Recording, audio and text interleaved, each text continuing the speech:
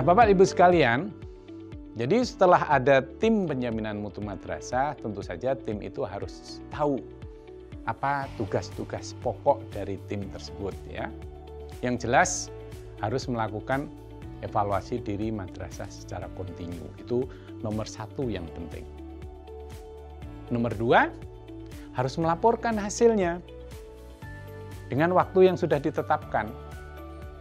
Baik sudah ditetapkan dari pusat maupun yang sudah ditetapkan secara internal oleh lembaga madrasah. Yang ketiga, mengkoordinasikan ya, tim dalam rangka untuk penjaminan mutu.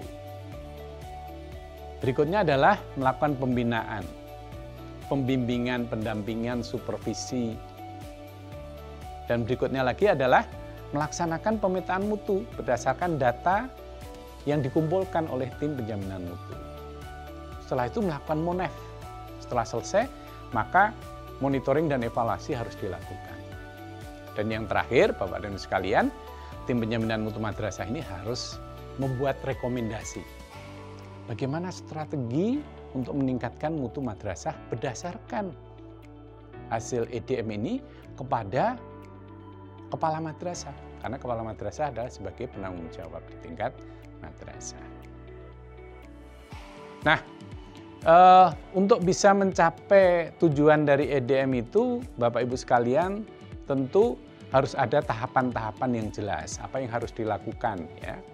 Yang pertama, tentu saja sosialisasikan ya. Lakukan sosialisasi kepada warga madrasah bahwa EDM ini penting. Sosialisasi juga selain kepada guru, tenaga kependidikan, peserta didik, juga jangan lupa kepada orang tua siswa, bahkan juga kepada siswa atau peserta didik. Itu pertama, sosialisasi. Setelah itu nanti dibentuklah tim penjaminan mutu, di-SK-kan oleh kepala madrasah. Nah, kemudian setelah itu perlu ada sejenis pelatihan kalau misalnya diperlukan ya. Kementerian Agama juga barangkali akan mengadakan suatu kegiatan pelatihan atau pendampingan agar supaya tahu persis seperti apa. Nah, setelah itu Bapak dan Ibu sekalian, mulai bekerjalah tim penjaminan mutu ini dengan pengumpulan data dan bukti-bukti. Baik itu bukti fisik dalam bentuk hard copy maupun dalam bentuk soft copy. Nah, setelah itu Bapak dan Ibu sekalian, nanti tim ini menentukan level kinerjanya dari setiap butir yang disediakan di dalam aplikasi EDM. Diisi instrumennya, dan itu bisa dilakukan secara online, harapannya semuanya bisa melakukan secara online, tetapi Kementerian Agama tetap memberi kesempatan bagi madrasah yang kesulitan akses internet. Jadi bisa juga nanti melakukan semi online, akan dibantu. Nah, setelah semuanya terisi, Bapak dan Ibu sekalian, TPM ini nanti minta persetujuan hasil isian EDM ini kepada kepala madrasah. Ada formnya, ya.